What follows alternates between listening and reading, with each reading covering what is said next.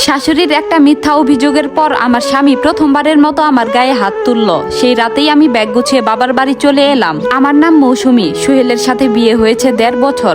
বিয়ের পর থেকেই লক্ষ্য করেছি আম্মা যেদিন সোহেলের সাথে একা কথা বলার সুযোগ পান সেদিনই বাসায় ফিরে তার মুখ থমথমে হয়ে থাকে।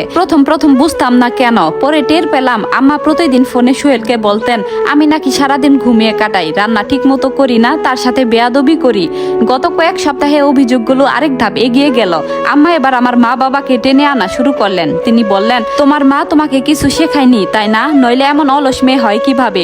আমি চুপ থাকতাম, কিন্তু গতকাল আর পারলাম না। আমি বললাম আম্মা আমার মাকে নিয়ে কিছু বলবেন না, আমি সব সহ্য করব, কিন্তু এটা না। কথাটা বলার সাথে সাথে আমার মুখ কালো হয়ে গেল। সন্ধ্যায় সোহেল অফিস থেকে ফিরতেই দেখলাম আম্মা তার ঘরে ডেকে নিয়ে কিছু একটা ফিস করে বলছেন। কি বলছেন শুনতে পাইনি, শুধু দেখলাম সোহেলের চোয়াল শক্ত হয়ে যাচ্ছে। রাতে খাবার টেবিলে সোহেল জিজ্ঞেস করলো মায়ের সাথে আজ কি নিয়ে ঝগড়া করেছ। আমি বললাম ঝগড়া করিনি, আম্মা আমার মাকে নিয়ে কথা বলছিলেন, আমি শুধু বারণ করেছি। সোহেলের গলা উঁচু হলো। সে বলল মা মিথ্যা বলবে কেন, মা বলল তুমি নাকি তাকে গায়ে হাত তুলতে গিয়েছিলে। আমি হতভম্ব হয়ে তাকিয়ে রইলাম আর বললাম এটা কি বলছো তুমি, আমি এমন কিছুই করিনি। সোহেল প্লেটটা ঠেলে দাঁড়িয়ে গেল আর বলল মিথ্যা বলছো তুমি। আমি বললাম সোহেল আমি সত্যি বলছি, তুমি বিশ্বাস করছো না কেন। ও বলল চুপ করো। তারপর যা হলো তার জন্য প্রস্তুত ছিলাম না। সোহেলের হাত উঠল, গালে সপাটে একটা চর। আমি টাল সামলাতে না পেরে চেয়ার সহ পড়ে গেলাম মেঝেতে। রান্নাঘরের দরজায় দাঁড়িয়ে আম্মা তখন হাসি চাপার চেষ্টা করছিলেন। আমি মেঝে থেকে উঠে দাঁড়ালাম, গাল জ্বলছে কিন্তু চোখে পানি এলো না। শুধু বুঝলাম এই বাড়িতে সত্যের কোনো দাম নেই। কোনো কথা না বলে বেডরুমে গিয়ে একটা ব্যাগে জরুরি জিনিস ভরলাম। সোহেল দরজায় দাঁড়িয়ে বলল কোথায় যাচ্ছ। আমি বললাম বাবার বাড়ি। ও বলল রাতের বেলা এভাবে যেতে হবে না, কাল সকালে। আমি তাকে থামিয়ে দিয়ে বললাম না সোহেল, আজ রাতেই। শাশুড়ি আম্মা আমার আব্বাকে ফোন করে বললেন আপনার মেয়ে এই রাতের বেলা বাড়ি থেকে বের হয়ে আপনার বাড়ি চলে যাচ্ছে।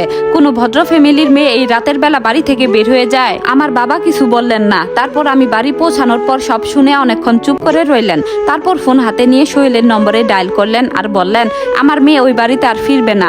উপাস থেকে সোহেল কিছু বলার চেষ্টা করলো, কিন্তু আব্বা থামলেন না। তিনি বললেন যেদিন প্রমাণ করতে পারবে আমার মেয়ে নিরাপদ সেদিন কথা হবে, তার আগে না।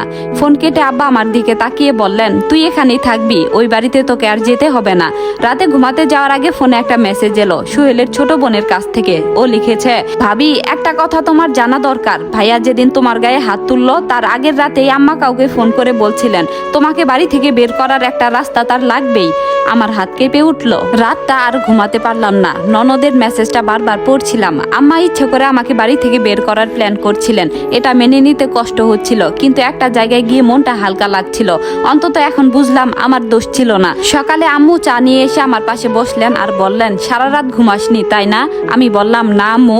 আম্মু বললেন কাল রাতে তোর আব্বা যা বলেছে সেটাই ঠিক, এখন আমাদের কাছে থাকবি, বাকিটা সময় বলে দেবে। 3-4 দিন কেটে গেল। সোহেলের ফোন বাজতেই থাকলো, আমি ধরিনি। আব্বাও কথা বলতে দেননি।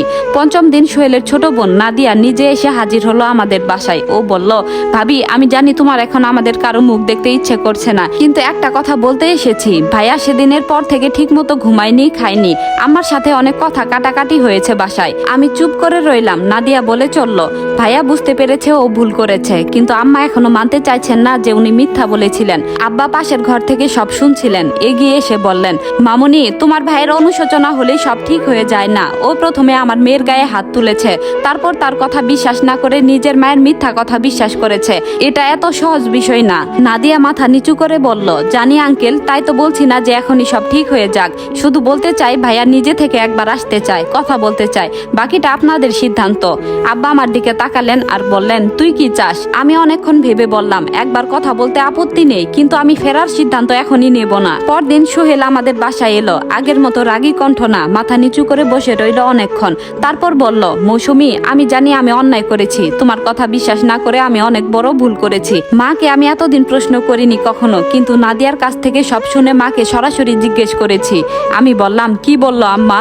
সোহেল একটু থেমে বলল স্বীকার করেছেন প্রথমে না, কিন্তু আমি জোর করাতে শেষে বলেছেন তোমাকে উনি প্রথম থেকেই পছন্দ করতেন না, কারণ তুমি চাকরি করো, নিজের মতামত দাও, ওনার সব কথাই মাথা নাড়াও না, এজন্য উনি তোমাকে বাড়ি থেকে বের করার চেষ্টা করেছিলেন। কথাগুলো শুনে আমার বুকের ভেতর ভেতর থেকে একটা পাথর যেন নেমে গেল। এতদিনের সন্দেহটা অবশেষে সত্যি প্রমাণ হলো। সোহেল বলল, আমি তোমাকে মারলাম অথচ তুমি একটু মিথ্যা বলনি। এই ভুল আমি সারা জীবন শোধরাতে পারবো না, কিন্তু চেষ্টা করতে চাই। আমি সরাসরি বললাম, সোহেল আমি তোমাকে ভালোবাসি, এখনো মিথ্যা বলবো না, কিন্তু ভালোবাসা থাকলে সব ক্ষমা করা যায় না। তুমি যদি সত্যি বদলাতে চাও তাহলে প্রমাণ দিতে হবে সময় নিয়ে, শুধু কথাই না। সোহেল বলল, কি করতে হবে বলো? আমি বললাম, প্রথমত তোমার মায়ের সাথে আলাদা সংসার করতে হবে, এক ছাদের নিচে থেকে এসব আর চলবে না। দ্বিতীয়ত তুমি নিজে গিয়ে আমার আব্বা আম্মার কাছে ক্ষমা চাইবে। আর তৃতীয়ত রাগের মাথায় যাই হোক, গায়ে হাত তোলা মানে সম্পর্ক শেষ, এটা তোমাকে মন থেকে মানতে হবে। এরপর যদি কখনো এমন হয় আমি আর একবারও ফিরে তাকাবো না। সোহেল মাথা নেড়ে বলল, আমি রাজি, বাসা খোঁজা শুরু করে দিচ্ছি।